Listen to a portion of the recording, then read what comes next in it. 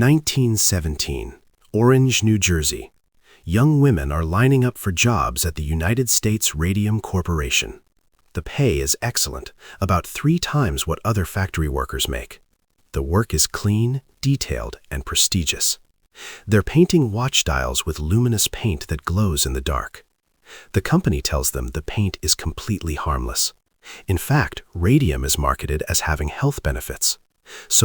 Women don't worry when they're instructed to put their paintbrushes in their mouths to create a fine point. It's called lip pointing. They do it hundreds of times a day. What they don't know is that they're ingesting deadly amounts of radioactive material with every brushstroke. Within a few years, their jaws will start disintegrating. Their bones will fracture spontaneously. Many will die slow, agonizing deaths.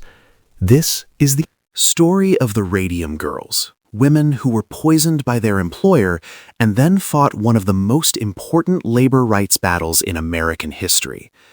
In 1898, Marie and Pierre Curie discovered radium. Marie Curie would eventually die from radiation exposure, but in the early 1900s, nobody fully understood how dangerous it was. Instead, radium became a miracle substance. Companies put it in everything: face creams, promising glowing skin, health tonics, chocolate bars, water bottles lined with radioactive material. People genuinely believed radium was good for you. When World War I started in 1914, radium found its most profitable use: glow-in-the-dark paint for military instruments. Soldiers needed to read watches and dials in dark trenches. The United States Radium Corporation and similar companies opened factories across America. They hired young women, many teenagers, many from immigrant families. It was considered a dream job. The women mixed their own paint from radium powder, zinc sulfide, gum arabic, and water. They became known as ghost girls because the radium dust made them glow in the dark. Some thought it was fun. They'd paint their nails, their teeth, even their faces with luminous paint for parties.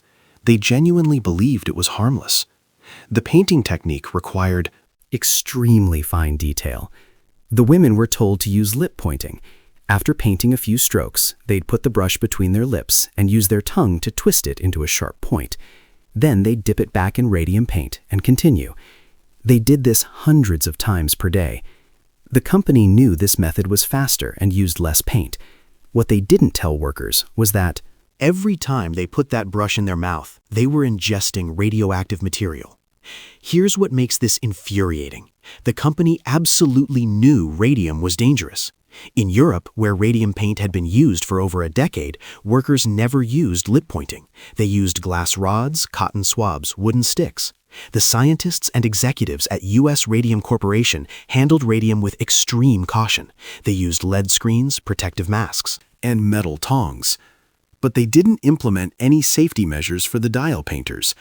They paid these women well, told them radium was safe, and let them poison themselves day after day. The first illnesses appeared around 1920. Young women started experiencing strange symptoms: severe anemia, bone pain, teeth falling out, jaw problems. Dentists were among the first to notice something was seriously wrong. They'd pull a tooth, and part of the woman's jawbone would come out with it. The wounds wouldn't heal. This became known as radium jaw. The jawbone would literally disintegrate, crumbling away while the woman was still alive. By 1923, the first dial painter died. Her name was Molly Maggia. Before she died, her entire lower jaw fell away from her skull. By 1924, 50 women who'd worked at the plant were ill. A dozen had died. And the company insisted it had nothing to do with radium. The U.S. Radium Corporation went into full denial.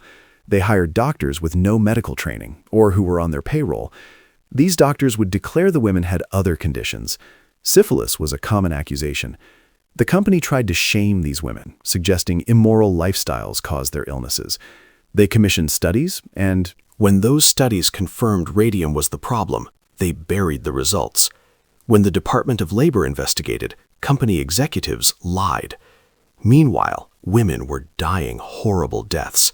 Their bodies were riddled with bone cancer. They'd suffer spontaneous fractures. their spines would collapse. The radium had settled in their bones and was destroying them from inside. And because radium has a half-life of 1,600 years, these women would remain radioactive long after death.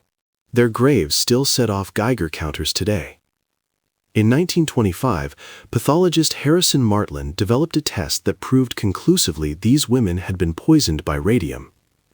The radium industry tried to discredit his findings, but the evidence was overwhelming.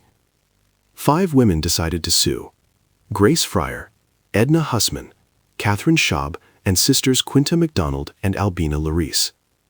It took Grace Fryer 2 years just to find a lawyer willing to take their case.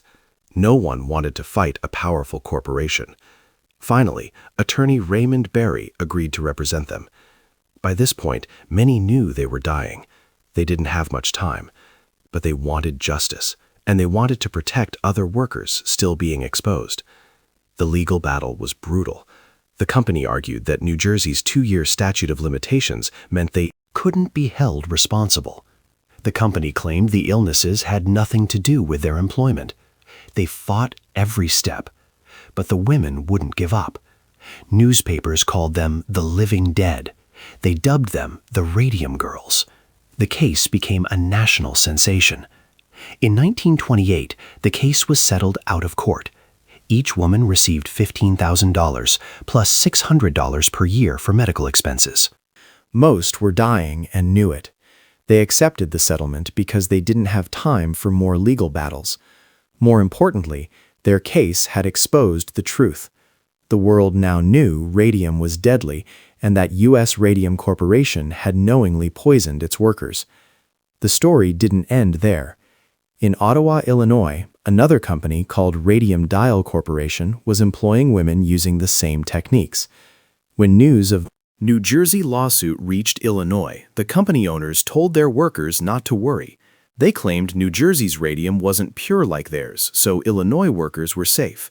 This was a complete lie. The company had been secretly testing workers for radium poisoning since 1925 and hiding the results. By the mid-1930s, women in Illinois were dying. One was Catherine Wolfe Donahue. She fought her own legal battle against Radium Dial Company. She was so sick by the end that she had to testify from a wheelchair in her own home. She won her case in 1938, just months before she died at age 35. That legal victory was crucial. It established that companies could be held liable for occupational diseases. The impact of the Radium Girls extended far beyond their individual cases. Their lawsuits led directly to major changes in labor law. The establishment of occupational disease regulations, the requirement that companies provide safe working conditions, the right of workers to sue for workplace injuries. Before the Radium Girls, there was almost no legal framework to protect workers from being poisoned by their employers. These women changed that forever. Their story also transformed radiation safety. After the Radium Girls cases became public, radium dial painting industry implemented safety measures. Workers were no longer allowed to lip point. Companies had to provide protective equipment. By the 1960s, radium-based paint was banned entirely. The women's sacrifice literally saved countless future workers. Around 10,000 women worked as radium dial painters between 1917 and 1935. We don't know exactly how many died from radium poisoning, but it was hundreds at minimum. Ones who survived often lived with chronic pain, disabilities, and the knowledge that they were still radioactive. Some women couldn't even hold their own grandchildren because they didn't want to risk exposing them to radiation. What makes this story so infuriating is that it was completely preventable. The company knew radium was dangerous. They had evidence. They had safety protocols for their own scientists. They chose profit over human.